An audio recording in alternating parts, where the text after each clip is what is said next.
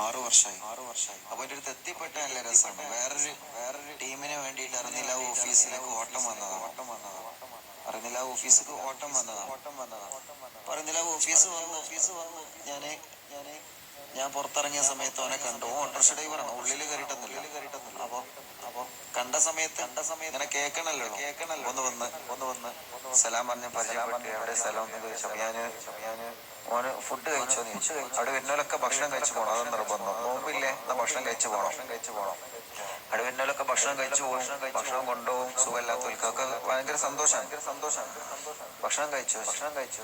ഇല്ല, ഞാൻ ഓട്ടം വന്നതായിക്കോട്ടെ, എന്നാലും ഭക്ഷണം കഴിക്കണം.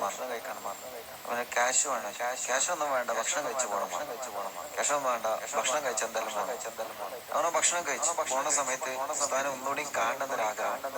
അപ്പൊ പറഞ്ഞേ, ഉസ്താദ് എനിക്ക് ദ്വാരിക്കണം. ഞങ്ങളെ പരിപാടി ഒന്നും കേൾക്കല്ല, ഇല്ല സത്യം പറയാലോ, എനിക്ക് സമയം ഉണ്ടായിരുന്നില്ല. രാവിലെ ഓട്ടോറിക്ഷ, രാത്രി ഓരോ മണലിന്റെ ജോലിയൊക്കെ ആയിട്ട് അങ്ങനെ പോകലാണ്. ഉസ്താദ് എന്നാലും എനിക്ക് ദ്വാരിക്കണം. ഞാൻ ചെറിയൊരു വിഷമത്തിൽ. അപ്പൊ ഞാൻ അവന്റെ മുഖത്ത് നോക്കിയിട്ട് തന്നെ ചോദിച്ചു, എന്തൊരു വിഷമം ഉണ്ടല്ലോ മനസ്സിന്റെ ഉള്ളിൽ. പറഞ്ഞേ, എനിക്ക് ഇങ്ങനത്തിലൊന്നും വിശ്വാസമല്ല. ഇങ്ങനത്തിൽ വിശ്വാസം ഉണ്ടോ ഇല്ലെന്നല്ല വേറെ വിശ്വസിക്കണ്ട. ഇനിയിപ്പോ ഞാൻ എന്നോട് വിശ്വസിക്കണമെന്ന് പറഞ്ഞിട്ടില്ലല്ലോ. എന്നാലും എന്റെ മുഖത്തൊരു വിഷമം ഉണ്ടല്ലോ, അതെന്താന്നല്ലേ പറയും. എല്ലാരും ഇപ്പൊ വിശ്വസിച്ചിട്ടാ. വിശ്വാസം ഉണ്ടെങ്കിലും ഇല്ല എന്നല്ല, അതൊക്കെ അവനവന്റെ ഇഷ്ടമാണ്. അതൊക്കെ അവനവന്റെ ഇഷ്ടം പോലെ ചെയ്യാം. ഇന്ത്യ രാജ്യല്ലേ. എന്നാലും എന്റെ വേഗത്തൊരു വിഷമം ഉണ്ടല്ലോ, ആ വിഷമം. അപ്പൊ എങ്ങനെ നിങ്ങൾക്ക് മനസ്സിലായി? ഞാൻ കുറെ കാലയിൽ ഇതിൽ ഇരുത്താൻ തുടങ്ങിയിട്ട് എന്താ മുഖത്തിലെ വിഷമം ചോദിച്ചു. അപ്പൊ 6 കൊല്ലായിട്ട് ഉമ്മാനായിട്ട് തെറ്റിലാണ്. അതന്നെയാണ് ഏറ്റവും വലിയ. അപ്പൊ ഞാൻ പറഞ്ഞേ, ഈ ഒരു കാര്യം ചെയ്യും. പിന്നെ ഇങ്ങനെ റൂമിലേക്ക് വാ. അങ്ങനെ റൂമിക്ക് കൊണ്ടേ. അപ്പൊ അങ്ങനെ സംസാരിച്ച് കാര്യങ്ങളൊക്കെ ഇങ്ങനെ പറഞ്ഞു. ഉമ്മാന്റെ കാര്യങ്ങളൊക്കെ അങ്ങനെ പറഞ്ഞു. തെറ്റ് 100% ഉള്ളിടത്ത് തന്നെ ആയിക്കാരം. എന്നാലും ഞാൻ ചോദിച്ചു, ഇപ്പൊ ഈ അറിവില്ല നിൽക്കുന്ന സ്ഥലമൊക്കെ കണ്ടില്ലേ? 2 ഏക്കറുണ്ട്. ഇതും അതിന്റെ അപ്പുറത്തുള്ള റബ്ബർ തോട്ടൊക്കെ കണ്ടില്ലേ? അതൊക്കെ എന്റെ ഉമ്മ പാലുറ്റീനതോ. ഞാൻ അവനോട് പറഞ്ഞെടുത്തു, എല്ലാ സൗഭാഗ്യം അള്ളാഹു എനിക്ക് തന്നതാണ്. ഞാൻ ആഗ്രഹിക്കണതൊക്കെ എനിക്ക് തന്നതാണ്. ഇപ്പൊ ഈ മുറ്റത്ത് കണ്ടില്ലേ, കുറേ ആളുകളാണ്. ഇതൊക്കെ ഓരോ ദിവസം ഇവിടെ വരികയാണ്.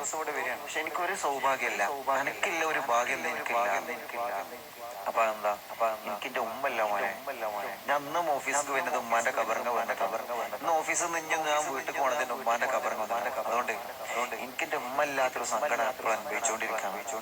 അതുകൊണ്ട് അവന്റെ പേരൊന്നും ഞാൻ ചോദിക്കാനും പോയില്ല.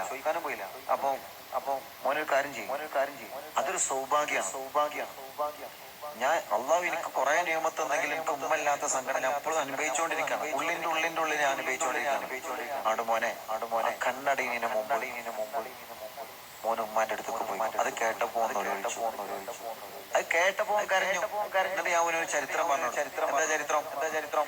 നബി സല്ലല്ലാഹു അലൈഹി വസല്ലമ തങ്ങളെ ആലോചിക്കണം. നബി സല്ലല്ലാഹു അലൈഹി വസല്ലമ തങ്ങളെ അല്ലാഹുവിന്റെ റസൂൽ ഒരിക്കൽ ഒരു പ്രിയപ്പെട്ട സ്വഹാബത്തിന് ഇങ്ങനെ ക്ലാസ് എടുത്തുകൊണ്ടിരിക്കുന്ന സമയത്ത് അസ്രായിൽ അലൈഹിസ്സലാത്തു വസ്സലാം എന്ന് പറയാം.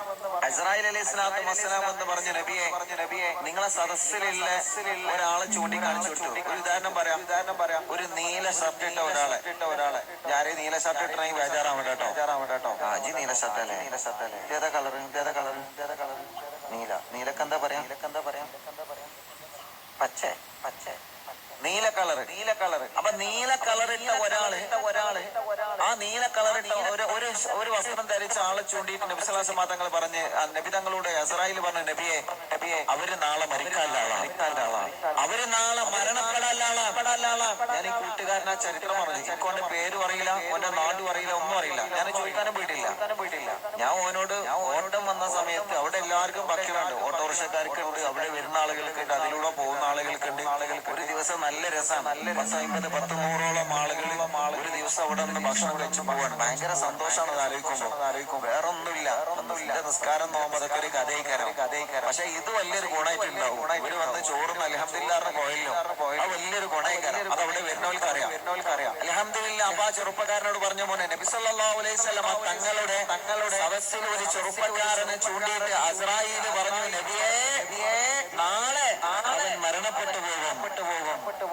നാളെ മരിച്ചു പോകുന്ന അസ്രായീൽ പറഞ്ഞ ആള് പിറ്റത്തെ ദിവസം ദിവസം മുത്തുനബിന്റെ ക്ലാസ്സിൽ വന്നിരിക്കാം.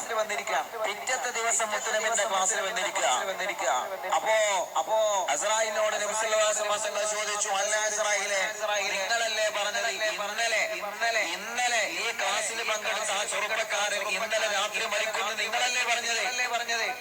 അല്ലാഹുവിന്റെ റസൂൽ സല്ലല്ലാഹു അലൈഹി വസല്ലം തങ്ങളോട് അസ്രായിൽ പറഞ്ഞ മറുപടി, നബിയേ, ഞാൻ അവന്റെ റൂഹിനെ പിടിക്കാൻ വേണ്ടി അവിടെ പോയിരുന്നു നബിയേ. ഞാൻ അവന്റെ റൂഹിനെ പിടിക്കാൻ ഇന്നലെ രാത്രി അവിടെ പോയി. പക്ഷേ ഞാൻ അവിടെ ചെന്ന സമയത്ത് നല്ലോണം ശ്രദ്ധിക്കണം. ഞാൻ അവിടെ ചെന്ന സമയത്ത് റൂഹിനെ പിടിക്കാൻ വേണ്ടി ചെന്ന സമയത്ത് ആ കൂട്ടുകാരന്റെ വീട്ടില് ഒരു പ്രിയപ്പെട്ട ഉമ്മയുണ്ട്. ഒരു പ്രിയപ്പെട്ട ഉമ്മയുണ്ടായിരുന്നു. ആ പ്രിയപ്പെട്ട ഉമ്മാക്ക് ഭക്ഷണം കൊടുക്കുന്ന കാഴ്ച അല്ലാഹുവിന്റെ റസൂലേ ഞാൻ കണ്ടുപോയി നബിയേ. ഞാൻ അങ്ങോട്ട് കണ്ടുപോയി. ഉമ്മാക്ക് ഭക്ഷണം കൊടുക്കുന്ന കാഴ്ച കണ്ടപ്പോ ആ പ്രിയപ്പെട്ട ചെറുപ്പക്കാരന്റെ റൂഹിനെ പിടിക്കാൻ തിരിച്ചു പോന്ന നബിയേ. ആരാണ് ഉമ്മയും പാപ്പയും? ആരാണ് അമ്മയും അച്ഛനും? മനസ്സിലാക്കണം നമ്മളവരെ പവർ. റൂഹിനെ പിടിക്കാൻ പോയ മലക്ക് തിരിച്ചു പോന്നു. ഉമ്മാക്ക് ഖിദ്മത്തെടുത്ത കാരണം കൊണ്ട് പടച്ചിലമ്പുരാൻ കുറച്ചുകൂടി അവർക്ക് ദീർഘായുസ്സ് കൊടുത്തു. പാപ്പക്ക് ഖിദ്മത്തെടുത്ത കാരണം കൊണ്ട് കുറച്ചു നേരം കൂടി അല്ലാഹു ദീർഘായുസ്സ് കൊടുത്തേ. അത് പോരെ നമുക്ക്. ഞാൻ ഈ ചരിത്രം കൂട്ടുകാരനോട് പറഞ്ഞു.